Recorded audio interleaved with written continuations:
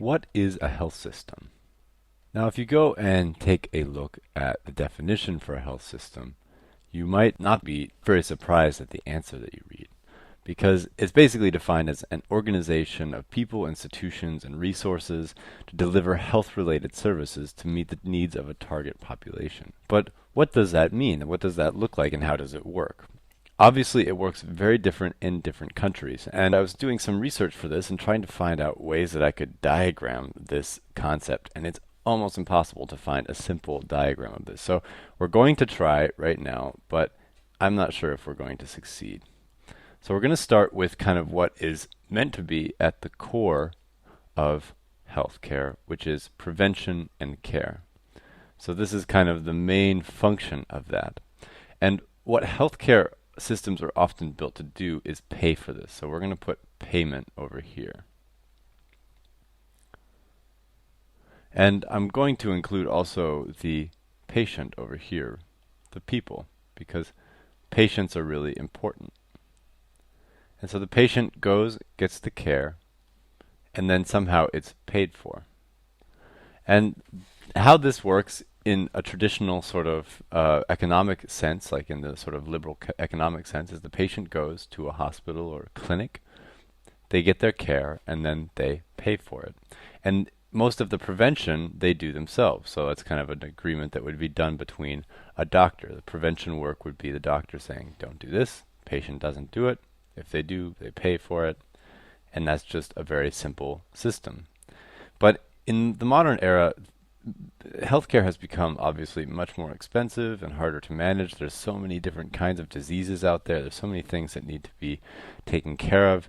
And slowly over time, things have started popping up in order to sort of take care of this. One of the major sort of players is the government. And the governments of different countries have taken different approaches to this. So if you look at the United States, they've never really taken a really, say, strong leading role in prevention and care.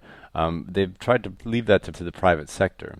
Whereas countries like England, for example, and another, to name another Western example, has always taken sort of more of a heavy-handed role in prevention and care for patients and of diseases. Obviously, you have all these doctors and clinics and things like that. That's something that you've always had, so I'm just going to include those in there as well. So clinics, and you can understand when I write clinics, also just understand hospitals as well. Doctors and nurses. So obviously very important people in that. In some societies, you also have healers who are now, through lots of different programs, being integrated into the healthcare systems as well, although that's a very touchy topic that we might talk about later. As a part of this whole prevention and care network, a lot of companies have come out and started selling services. So pharmaceutical, for example, pharmaceutical companies are a big one. So pharmaceutical companies. And you also, over time, have also gotten a lot of NGOs, non-governmental organizations. So these are organizations that aren't affiliated with the government. A lot of them are sort of fundraising to solve some sort of problem. To pay for the solution to some kind of problem. So they've kind of come in and joined in this effort to do prevention campaigns or to provide care for people who are sick. You also have insurance companies, which came up at some point, and who are a very strong in certain countries, a very strong component of the entire system. They are a very deciding factor in all of this. And they are sometimes related directly to the prevention and care, although that actually, I should maybe put that as a dotted line because that's not always the case. In some places they are, in some places they're not.